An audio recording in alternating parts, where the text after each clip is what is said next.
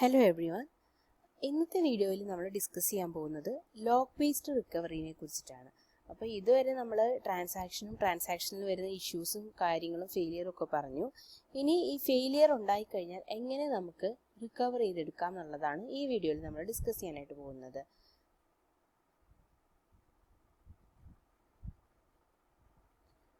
So just ഒന്ന് imagine ചെയ്ത് നോക്കുക, നമ്മളൊരു ട്രാൻസാക്ഷൻ പെർഫോം ചെയ്തുകൊണ്ടിരിക്കുകയാണ്, അല്ലെങ്കിൽ നമ്മളൊരു ഓപ്പറേഷൻ പെർഫോം ചെയ്തുകൊണ്ടിരിക്കുകയാണ്.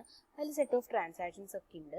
അപ്പോൾ നമ്മുടെ സിസ്റ്റം പെട്ടെന്ന് ഫെയിലായി അല്ലെങ്കിൽ സിസ്റ്റം ക്രാഷ് ആയി എന്ന് വയ്ക്കുക. നമുക്കത് എന്ത് ചെയ്യാൻ പറ്റും? റീകളക്ട് ചെയ്തെടുക്കാൻ പറ്റുമോ ഇല്ലയോ? അതായത് നമ്മുടെ ട്രാൻസാക്ഷൻ അതുവരെ ചെയ്ത ഓപ്പറേഷൻസിനൊക്കെ എന്ത് സംഭവിച്ചിട്ടുണ്ടാവും? നിങ്ങൾ അതിനെക്കുറിച്ച് എപ്പോഴെങ്കിലും ആലോചിച്ചിട്ടുണ്ടോ?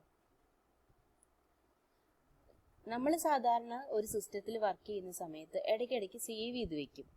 നമ്മൾ അതുവരെ ചെയ്ത വർക്ക് സേവ് ചെയ്ത് വെക്കും. അപ്പോൾ അതേപോലെ തന്നെ ഈ ട്രാൻസാക്ഷൻ എക്സിക്യൂട്ട് ആയിക്കൊണ്ടിരിക്കുമ്പോൾ അതിൻ്റെ സർട്ടൈൻ സ്റ്റെപ്സ് നമ്മൾ സേവ് ചെയ്ത് വെക്കുകയാണെങ്കിൽ ഇൻ കേസ് എന്തെങ്കിലും പ്രോബ്ലം കൊണ്ട് നമ്മുടെ സിസ്റ്റം ക്രാഷ് ആവുകയാണെങ്കിൽ നമുക്ക് ആ ഡേറ്റ റീകളക്ട് ചെയ്തെടുക്കാനായിട്ട് പറ്റും.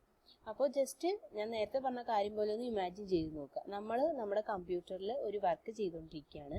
ആ വർക്ക് ചെയ്തുകൊണ്ടിരിക്കുന്ന സമയത്ത് നമ്മുടെ സിസ്റ്റത്തിൻ്റെ പവർ പെട്ടെന്ന് ഓഫായിപ്പോയി. നമ്മൾ ആ ഡേറ്റ സേവ് ചെയ്യാൻ മറന്നുപോയി എന്ന് വയ്ക്കുക. പിന്നെ നമുക്ക് സിസ്റ്റം എഗെയിൻ ചാർജ് ചെയ്ത് കഴിഞ്ഞാൽ ഓൺ ചെയ്യുമ്പോൾ ഡേറ്റ കിട്ടിയെന്ന് വരില്ല. അതേസമയം ഇപ്പോൾ നമ്മൾ വേർഡിലൊരു ഡോക്യുമെൻറ്റും എല്ലാം ടൈപ്പ് ചെയ്തുകൊണ്ടിരിക്കുകയാണ്, ഇടയ്ക്കിടയ്ക്ക് നമ്മൾ സേവ് ചെയ്യാണ്.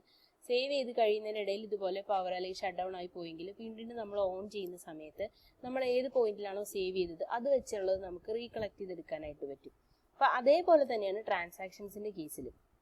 ട്രാൻസാക്ഷൻ ഇതുപോലെ ഏതെങ്കിലും ഒരു റീസൺ കൊണ്ട് സിസ്റ്റം ക്രാഷ് ആയതുകൊണ്ട് എവിടെയെങ്കിലും വെച്ചിട്ട് നമുക്ക് ട്രാൻസാക്ഷൻസിൻ്റെ ഡേറ്റ മിസ്സായി കഴിഞ്ഞാൽ നമുക്ക് എന്ത് ചെയ്യാൻ പറ്റും?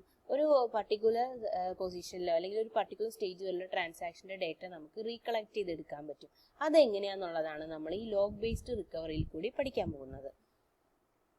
സോ ഫസ്റ്റ് നമുക്ക് ലോഗ്സ് എന്താണെന്ന് നോക്കാം. Actually what is mean by a log? When a transaction is initiated, a log which contains information regarding the transactions will be produced and stored in the memory. നമ്മൾ ഓരോ transaction start ചെയ്യുന്ന സമയത്തും നമ്മുടെ സിസ്റ്റത്തിൽ ആ ട്രാൻസാക്ഷനെ കുറിച്ചുള്ള എല്ലാ ഇൻഫോർമേഷൻസും കണ്ടെയ്ൻ ചെയ്യുന്ന ഒരു റെക്കോർഡ് ക്രിയേറ്റ് ആവും. ഇത് നമ്മുടെ മെമ്മറിയിൽ സേവ് ആവുകയും ചെയ്യും. ഇത് വോളറ്റൈൽ മെമ്മറിയിലായിരിക്കും സേവ് ആവുക കേട്ടോ. ദെൻ എന്തിനാണ് നമ്മൾ ഈ ലോഗ് യൂസ് ചെയ്യുന്നത്? ഈ റെക്കോർഡിനെയാണ് നമ്മൾ ലോഗ്സ് എന്ന് പറയുന്നത്. അപ്പോൾ എന്തിനായിരിക്കും നമ്മൾ ഇത് യൂസ് ചെയ്യുന്നത്? Because it provides as a way to rebuild the database from the point of failure so that the transactions that were performed and are not yet made permanent in the database can be recovered. In case നമ്മുടെ system ഏതെങ്കിലും ഒരു പോയിന്റിൽ വെച്ചിട്ട് fail ആവുകയാണെങ്കിൽ നമ്മൾ അതുവരെ ചെയ്ത ട്രാൻസാക്ഷൻ്റെ റിസൾട്ടിനെ recover ചെയ്തെടുക്കാനായിട്ട് പറ്റണം. അല്ലെങ്കിൽ നമ്മൾ ട്രാൻസാക്ഷൻ്റെ ഡേറ്റ ചെയ്തു വെച്ചു, പക്ഷെ നമുക്ക് ഡേറ്റാബേസിൽ അതിൻ്റെ ചേഞ്ച് പെർമനൻ്റ് ആക്കി വന്നിട്ടില്ല, അല്ലെങ്കിൽ അപ്ഡേറ്റ് ചെയ്യാൻ പറ്റില്ല. അതിന് തൊട്ട് മുന്നെയാണ് ട്രാൻസാക്ഷൻ ഫെയിൽ ആയതെങ്കിൽ എൻ്റയർ ഇത് നമ്മൾ വീണ്ടും ഒന്നേന്ന് മുതൽ ചെയ്യുന്നതിന് പകരം ഏത് പോയിന്റിലാണോ സിസ്റ്റം ഫെയിലിയർ ഉണ്ടായത് അവിടെ തൊട്ടിട്ട് നമുക്ക് റീസ്റ്റാർട്ട് ചെയ്യാൻ പറ്റണം. അപ്പോൾ അതിന് വേണ്ടിയിട്ട് നമ്മളെ ഹെൽപ്പ് ചെയ്യുന്ന ഒരു റെക്കോർഡായിരിക്കും ലോഗ് റെക്കോർഡ്. ദെൻ ഈ ലോഗ് റെക്കോർഡിൽ എന്തൊക്കെയാണ് ഉണ്ടാവുക എന്നുള്ളത്? The log files contain entries of all data definition and manipulation activities which build the database in case of any kind of failure. അതിനകത്ത് നമ്മുടെ ഡേറ്റ ഡെഫിനിഷൻ്റെ ആണെങ്കിലും ശരി, മാനിപ്പുലേഷൻ ആക്ടിവിറ്റീസിൻ്റെ ആണെങ്കിലും ശരി, കംപ്ലീറ്റ് ഡീറ്റെയിൽസ് ഉണ്ട്. അതായത് നമ്മൾ ആ ട്രാൻസാക്ഷനിൽ പെർഫോം ചെയ്ത എല്ലാ ഓപ്പറേഷൻസിൻ്റെ കാര്യങ്ങളും ഈ ലോഗിൽ നിന്ന് നമുക്ക് കിട്ടും. അപ്പോൾ കുറച്ചുകൂടി ഡീറ്റെയിൽ ആയിട്ട് നമ്മൾ നോക്കുകയാണെങ്കിൽ ഒരു ലോഗിൽ ഉണ്ടാകുന്ന ഇൻഫർമേഷൻസ് എന്തൊക്കെയാണെന്ന് വെച്ചാൽ ഒരു ട്രാൻസാക്ഷൻ എപ്പോഴാണ് സ്റ്റാർട്ട് ചെയ്തതെന്നുള്ളത്, പിന്നെ ആ ട്രാൻസാക്ഷന് ഒരു ഐഡൻറ്റിഫയർ ഉണ്ടാവും, എപ്പോഴാണ് ആരാണ് ചെയ്തത് എവിടെയാണ് ചെയ്തതെന്നുള്ള കംപ്ലീറ്റ് ഡീറ്റെയിൽസ്. ദെൻ ഒരു റെക്കോർഡ് ഐഡൻറ്റിഫയർ ഉണ്ടാവും. പിന്നെ നമ്മൾ ട്രാൻസാക്ഷനിൽ പെർഫോം ചെയ്ത operations like modification, updation, insertion, അങ്ങനത്തെ ഓപ്പറേഷൻസിൻ്റെ ഡീറ്റെയിൽസ്, അത് ഏത് ഡേറ്റ ഐറ്റത്തിലാണ് ചെയ്തതെന്നുള്ള കാര്യങ്ങളൊക്കെ ഉണ്ടാവും. പിന്നെ ഒരു ഡേറ്റ ഐറ്റത്തിനെ മോഡിഫൈ ചെയ്തിട്ടുണ്ടെങ്കിൽ അതിൻ്റെ പ്രീവിയസ് വാല്യൂ എന്തായിരുന്നു, അപ്ഡേറ്റ് ചെയ്ത ശേഷമുള്ള വാല്യൂ എന്താണ്, പിന്നെ ട്രാൻസാക്ഷൻ കമ്മിറ്റ് ചെയ്തിട്ടുണ്ടോ, അതേ അബോർട്ട് ആവുകയാണോ ചെയ്തത്, റോൾ ബാക്ക് ചെയ്തിട്ടുണ്ടോ, ഈ കാര്യങ്ങളൊക്കെ കംപ്ലീറ്റ് ആയിട്ട് നമുക്കൊരു ലോഗിൽ നിന്നും കിട്ടും. അപ്പോൾ ഇത്രയും ഇൻഫോർമേഷൻസ് ആയിരിക്കും നമ്മളുടെ ലോഗ് റെക്കോർഡിൽ ഉണ്ടാവുക. ഇനി ഇതിൽ ഇമ്പോർട്ടൻ്റ് ആയിട്ട് വരുന്നൊരു സംഭവമാണ് റൈറ്റ് അഹെഡ് ലോഗ് സ്ട്രാറ്റജി എന്ന് പറയുന്നത്. അതായത് നമ്മൾ എപ്പോഴും ട്രാൻസാക്ഷൻ്റെ ഒരു സിസ്റ്റം ഫെയിൽ ആവുന്നതിന് മുന്നേ ഈ ലോഗ് എഴുതിയിട്ടുണ്ടെന്ന് വയ്ക്കുക. അങ്ങനെയാണെങ്കിൽ അല്ലെങ്കിൽ ഈ ലോഗ് പ്രിപ്പയർ ചെയ്തിട്ട് അതിലേക്ക് എല്ലാ ഡേറ്റാസും അപ്ഡേറ്റ് ആയിട്ടുണ്ടെങ്കിൽ അതിൻ്റെ അഡ്വാൻറ്റേജ് എന്താണെന്ന് വെച്ചാൽ സിസ്റ്റം ക്രാഷ് ആയ ശേഷം നമുക്ക് ഈസി ആയിട്ട് ഈ ലോഗ് കോൾ ചെയ്തിട്ട് നമുക്ക് പഴയ ഒരു കൺസിസ്റ്റന്റ് സ്റ്റേജിലേക്ക് ട്രാൻസാക്ഷനെ കൊണ്ടുവരാൻ പറ്റും, അല്ലെങ്കിൽ ഡേറ്റാബേസിനെ കൊണ്ടുവരാൻ പറ്റും. So if a log is written before any failure then it will be made available to the database after failure. Fail ആവുന്നതിന് മുന്നേ ലോഗ് റൈറ്റ് ചെയ്തിട്ടുണ്ടെങ്കിൽ ആഫ്റ്റർ ഫെയിലിയറിന് ശേഷവും ഈ ലോഗ് നമുക്ക് കിട്ടും. ആ ലോഗിൽ നിന്ന് ട്രാൻസാക്ഷൻസിൻ്റെ കംപ്ലീറ്റ് ഡീറ്റെയിൽസ് നമുക്ക് കിട്ടും. So that we can restore the system into some previous consistent state. ഇതിന് മുന്നേ ഉള്ള ഏതെങ്കിലും ഒരു കൺസിസ്റ്റന്റ് സ്റ്റേജിലേക്ക് നമുക്ക് നമ്മുടെ സിസ്റ്റത്തിനെ റീസ്റ്റോർ ചെയ്തെടുക്കാനും പറ്റും. ഇതിനെയാണ് നമ്മൾ റൈറ്റ് അഹെഡ് ലോഗ് സ്ട്രാറ്റജി എന്ന് പറയുക. ഇനി നമ്മൾ നോക്കാൻ പോകുന്നത് ചെക്ക് പോയിന്റ്സിനെ കുറിച്ചിട്ടാണ്. ഈ ചെക്ക് പോയിന്റ്സും നമ്മുടെ ട്രാൻസാക്ഷൻ്റെ റിക്കവറിയിൽ വരുന്ന ഒരു ഇമ്പോർട്ടൻറ്റ് ടോപ്പിക്കാണ്.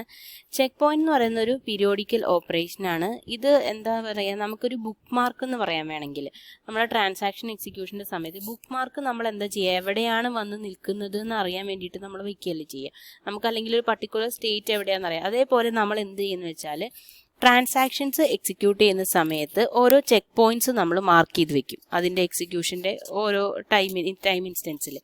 ദെൻ ഈ ചെക്ക് പോയിന്റ്സ് വെച്ചിട്ട് നമുക്ക് ഈസി ആയിട്ട് റിക്കവർ ചെയ്യാനായിട്ട് പറ്റും. So a cheque point is like A book mark while the execution of the transaction such check points R marked and the transaction is executed, then using the steps of transaction the log files will be created. നമ്മൾ ഓരോ ട്രാൻസാക്ഷനും check point create ചെയ്യല്ലേ ചെയ്യുക. ഈ transactions അവിടെ execute ചെയ്തിരിക്കുന്ന സമയത്ത് നമ്മൾ ഓരോ ടൈം ഇൻസ്റ്റൻസിലും ഒരു ചെക്ക് പോയിന്റ് അവിടെ സെറ്റ് ചെയ്ത് വെക്കും. അതെന്തിനാന്ന് വെച്ച് കഴിഞ്ഞാൽ ഈ ചെക്ക് പോയിന്റിൻ്റെ ഉള്ളിൽ വന്നിട്ടുള്ള ട്രാൻസാക്ഷൻസ് അങ്ങനെ ഓരോന്നിനെയും നമ്മൾ നോക്കിയിട്ട് ആ സമയം ഏതൊക്കെ ട്രാൻസാക്ഷൻസ് കംപ്ലീറ്റ് ആയിട്ടുണ്ടോ അതിൻ്റെ എല്ലാം ലോഗ് നമ്മൾ അവിടുന്ന് റിമൂവ് ചെയ്യും. ഓക്കെ, മെയിനായിട്ടും ചെക്ക് പോയിന്റ്സ് എന്താ ചെയ്യാന്ന് വെച്ച് കഴിഞ്ഞാൽ ഈ ലോഗ്സിനെ വോളറ്റൈൽ സ്റ്റോറേജിൽ നിന്ന് സ്റ്റേബിൾ സ്റ്റോറേജിലേക്ക് കൊണ്ടുപോവുകയാണ് ചെയ്യുക. നമ്മൾ നേരത്തെ പറഞ്ഞിരുന്നു നമ്മുടെ ട്രാൻസാക്ഷന് ക്രിയേറ്റ് ആവുന്ന ലോഗ് എപ്പോഴും വോളറ്റൈൽ സ്റ്റോറേജിലാണ് ഇനീഷ്യലി ഉണ്ടാവുന്നത്. അപ്പോൾ ചെക്ക് പോയിന്റ് എന്താ ചെയ്യാന്ന് വെച്ചാൽ ആ സെർട്ടൈൻ ടൈം ഇൻസ്റ്റൻസിൽ ഉണ്ടായിരുന്ന ട്രാൻസാക്ഷൻസിൻ്റെ എല്ലാം ലോഗ്സിനെ എടുത്ത് സ്റ്റേബിൾ സ്റ്റോറേജിലേക്ക് കൊണ്ടുപോകും, അവിടെ നിന്ന് റിമൂവ് ചെയ്തിട്ട്. Okay. Then the log file is updated with new step of transaction till the checkpoint and so on. പിന്നെ അടുത്ത ചെക്ക് പോയിന്റ് വരെയുള്ള എല്ലാ ലോഗ് ഫയൽസും അവിടെ അപ്ഡേറ്റ് ചെയ്തുകൊണ്ടിരിക്കും. അടുത്ത ചെക്ക് പോയിന്റ് എത്തുന്ന സമയത്ത് അതുവരെ ക്രിയേറ്റ് ആയിട്ടുള്ള ബാക്കി ലോഗ്സിനെ എല്ലാം വീണ്ടും എടുത്തിട്ട് നമ്മുടെ സെർച്ചിലേക്ക് കൊണ്ടുപോയിട്ട് വയ്ക്കും. ഞാനൊരു എക്സാമ്പിൾ കാണിച്ചു തരാം, അപ്പോൾ നിങ്ങൾക്ക് ക്ലിയർ ആയിട്ട് അത് മനസ്സിലാവും. The checkpoint is used to declare a point before which the database management system was the consistent state and all the transactions were committed. അപ്പോൾ ഈ ചെക്ക് പോയിന്റ് നോക്കിയിട്ടായിരിക്കും പിന്നെ നമ്മൾ പറയുക സിസ്റ്റം ക്രാഷ് ആവുന്ന സമയത്ത് എപ്പോഴാണ് നമ്മുടെ ഡേറ്റാബേസ് കൺസിസ്റ്റന്റ് സ്റ്റേജിലായിരുന്നത്, ഏതൊക്കെ ട്രാൻസാക്ഷൻസ് ആണ് സക്സസ്ഫുള്ളി കംപ്ലീറ്റഡ് ആയത്, ഏതൊക്കെയാണ് നമ്മൾ വീണ്ടും സ്റ്റാർട്ട് ചെയ്യേണ്ടത് എന്നുള്ള കാര്യങ്ങളൊക്കെ ഈ ചെക്ക് പോയിന്റ് നോക്കിയാൽ നമുക്ക് മനസ്സിലാവും. ഓക്കെ, സോ ഇത് എങ്ങനെ റിക്കവറി നടത്തുക എന്ന് വെച്ച് കഴിഞ്ഞാൽ ഓരോ ട്രാൻസാക്ഷനും ഈ ചെക്ക് പോയിന്റിൽ എത്തുന്ന സമയത്ത് നമ്മൾ എന്ത് ചെയ്യും, ഡേറ്റാബേസ് അപ്ഡേറ്റ് ചെയ്യും. അപ്പോൾ അതുവരെ ഉണ്ടായിരുന്ന ട്രാൻസാക്ഷൻസിൻ്റെ എല്ലാം ഡീറ്റെയിൽ വെച്ചിട്ട് നമ്മുടെ ഡേറ്റാബേസ് അപ്ഡേറ്റ് ചെയ്യും. അതുപോലെ തന്നെ ആ പോയിന്റ് വരെയുള്ള എല്ലാ ലോഗ് ഫയൽസിനെയും നമ്മൾ ഈ വോളറ്റൈൽ സ്റ്റോറേജിൽ നിന്നും റിമൂവ് ചെയ്തിട്ട് നമ്മുടെ സ്റ്റാറ്റിക് സ്റ്റോറേജിൽ കൊണ്ടുപോയി വയ്ക്കും. ദെൻ ഈ ലോഗ് ഫയൽ എന്ന് പറയുന്നത് ഇനിയുള്ള ചെക്ക് പോയിന്റ് വരെ അപ്ഡേറ്റ് ആയിക്കൊണ്ടേയിരിക്കും. ഈ ചെക്ക് പോയിന്റ് എന്ന് പറയുന്നത് നമുക്ക് ഡേറ്റാബേസ് ഏതാണ് പ്രീവിയസ് കൺസിസ്റ്റന്റ് സ്റ്റേജിൽ ഉണ്ടായിരുന്നതെന്ന് പറയാൻ വേണ്ടിയിട്ടാണ്. അതായത് ഏതൊക്കെ ട്രാൻസാക്ഷൻ കമ്മിറ്റ് ആയിരുന്നു, എവിടെ വരെ നമ്മുടെ എക്സിക്യൂഷൻ പോയി എന്നുള്ള കാര്യങ്ങളൊക്കെ ചെക്ക് പോയിന്റ് നോക്കിയാലേ നമുക്ക് മനസ്സിലാവും. അപ്പോൾ നിങ്ങൾ ജസ്റ്റ് ഇത്രയോ കാര്യം ഓർത്താൽ മതി. ഓരോ ലോഗും പോയി നമ്മൾ ചെക്ക് ചെയ്യുന്നതിന് പകരം ഈ ചെക്ക് പോയിന്റ്സ് വെച്ച് ചെക്ക് ചെയ്താൽ അതിൽ നിന്ന് നമുക്ക് കമ്മിറ്റ് ആയ ട്രാൻസാക്ഷൻസിൻ്റെ എല്ലാം ഡീറ്റെയിൽസ് കിട്ടും. അപ്പോൾ ആ ലോഗ് മാത്രം ചെക്ക് ചെയ്താൽ മതി. വെറുതെ ഏതൊക്കെ എല്ലാ ട്രാൻസാക്ഷനെയും ലോഗ് നമ്മൾ സെർച്ച് ചെയ്യേണ്ട ആവശ്യമില്ല. അപ്പോൾ ഈ എക്സാമ്പിൾ നോക്കിക്കോളൂ, അപ്പോൾ നിങ്ങൾക്ക് കുറച്ചുകൂടെ ക്ലിയർ ആയിട്ട് ഒരു ഐഡിയ കിട്ടും. ഇവിടെ നമ്മുടെ transactions T1, T2, T3 and T4 എന്ന് പറഞ്ഞ 4 ട്രാൻസാക്ഷൻ ഉണ്ട്. അപ്പോൾ ഇവിടെ നമുക്കൊരു ചെക്ക് പോയിന്റും ഉണ്ട്. അപ്പോൾ അടുത്ത ചെക്ക് പോയിന്റ് ഇവിടെ വരുന്നുണ്ട്. ഇനി വരുന്നത് ഈ ഒരു പോയിന്റ് എത്തിയ സമയത്ത് നമ്മുടെ സിസ്റ്റം ഫെയിലിയർ ആയി. So the recovery system reads the log files from end to start. എൻഡിൽ നിന്നും സ്റ്റാർട്ടിലേക്കാണ് പോവുക. അപ്പോൾ ഇവിടെ എന്താ ചെയ്യുന്നത് വെച്ചാൽ T4 അല്ലേ ലാസ്റ്റ് ട്രാൻസാക്ഷൻ. അപ്പോൾ T4ൽ നിന്നും T1 വരെയുള്ള ലോഗ് ഫയൽസ് ആണ് ഇവിടെ റിക്കവറി സിസ്റ്റം റീഡ് ചെയ്യുക. അപ്പോൾ ഈ സിസ്റ്റത്തിന്റെ കയ്യിൽ രണ്ട് ലിസ്റ്റ് ഉണ്ടാവും, ഒരു റീഡു ലിസ്റ്റും ഒരു അൺഡു ലിസ്റ്റും. റീഡു ലിസ്റ്റ് എന്തിനാ യൂസ് ചെയ്യുന്നതെന്ന് വെച്ച് കഴിഞ്ഞാൽ സക്സസ്ഫുൾ ആയിട്ടുള്ള ട്രാൻസാക്ഷൻസിനെ എല്ലാം നമുക്ക് റിക്കവർ ചെയ്തെടുക്കാം. അപ്പോൾ അത് അതേപോലെ തന്നെ റീഡു ചെയ്താൽ മതി എന്ന് കാണിക്കാൻ വേണ്ടിയിട്ടുള്ള ഡീറ്റെയിൽസ് ആയിരിക്കും റീഡു ലിസ്റ്റിൽ ഉണ്ടാവുക. അൺഡു ലിസ്റ്റ് എന്ന് പറഞ്ഞു കഴിഞ്ഞാൽ അൺസക്സസ്ഫുൾ ആയിട്ടുള്ള ട്രാൻസാക്ഷൻസ് ഉണ്ടാവും, അല്ലെങ്കിൽ ഇൻകംപ്ലീറ്റ് ആയിട്ടുള്ള ട്രാൻസാക്ഷൻസ് ഉണ്ടാവും സിസ്റ്റം ഫെയിൽ ആവുന്ന സമയത്ത്. അപ്പോൾ അത് ചെയ്ത എഫക്റ്റ് എല്ലാം അൺഡു ചെയ്യണമെന്ന് കാണിക്കാനാണ് ഈ ലിസ്റ്റ് നമ്മൾ യൂസ് ചെയ്യുക. അപ്പോൾ ട്രാൻസാക്ഷൻ എന്ത് ചെയ്യുന്നു വെച്ച് കഴിഞ്ഞാൽ നമ്മൾ റീഡു സ്റ്റേറ്റിലേക്ക് കൊണ്ടുപോകും. എപ്പോഴാണെന്ന് വെച്ച് കഴിഞ്ഞാൽ നമ്മുടെ സിസ്റ്റം ലോഗിൽ ഒരു സ്റ്റാർട്ടും അതുപോലെ തന്നെ ഒരു കമ്മിറ്റ് സ്റ്റേറ്റും ഉണ്ടെങ്കിൽ, അല്ലെങ്കിൽ ഒരു കമ്മിറ്റ് മാത്രമെങ്കിലും മിനിമം വേണം. ഇങ്ങനെയുള്ള ട്രാൻസാക്ഷൻസിനെ മാത്രമേ നമ്മൾ റീഡു ലിസ്റ്റിലേക്ക് ആഡ് ചെയ്യുള്ളൂ. So start, commit or commit മാത്രം, അത്രയുമുള്ള റെക്കോർഡുള്ള എല്ലാ ട്രാൻസാക്ഷൻസിനെയും നമ്മൾ റീഡു സ്റ്റേറ്റിലേക്ക് കൊണ്ടുവരും. ബിക്കോസ് ആ ട്രാൻസാക്ഷൻസ് സക്സസ്ഫുൾ ആണെന്നാണ് കാണിക്കുന്നത്.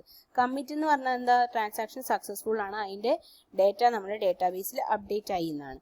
ഇനി റീഡു ലിസ്റ്റ് എക്സിക്യൂട്ട് ചെയ്യും. അപ്പോൾ ഈ ട്രാൻസാക്ഷൻസ് ചെയ്ത അതേ ഓപ്പറേഷൻസ് അവിടെ വീണ്ടും പെർഫോം ചെയ്യും. അൺഡു എന്ന് പറഞ്ഞാൽ എന്താ, ക്യാൻസൽ ചെയ്യാനാണ്. സോ നമ്മൾ ആ ട്രാൻസാക്ഷൻ അവിടെ ചെയ്ത എല്ലാ എഫക്റ്റിനെയും ക്യാൻസൽ ചെയ്യുക. അപ്പോൾ ഈ സ്റ്റാർട്ടും കമ്മിറ്റും രണ്ടും ഉണ്ടാവണം, അല്ലെങ്കിൽ മിനിമം കമ്മിറ്റ് മാത്രമെങ്കിലും ഉണ്ടാവണം. അതല്ലാത്ത എല്ലാത്തിനെയും നമ്മൾ അൺഡു ലിസ്റ്റിലേക്ക് ആഡ് ചെയ്യും.